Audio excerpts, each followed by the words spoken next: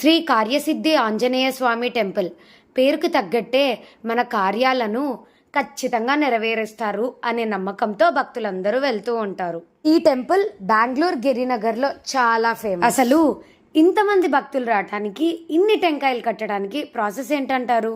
గుడిలో టెంకాయ తీసుకొని అక్కడ సంకల్పం చేయించుకొని అక్షింతలు వేయించుకొని అక్కడ టెంపుల్లో కట్టేసి ఆంజనేయ స్వామి మంత్రం ఒక 108 టైమ్స్ ఒక 16 డేస్ అలా డైలీ చదివి 16 డేస్ లోపు 4 టైమ్స్ టెంపుల్ని విజిట్ చేయాలి.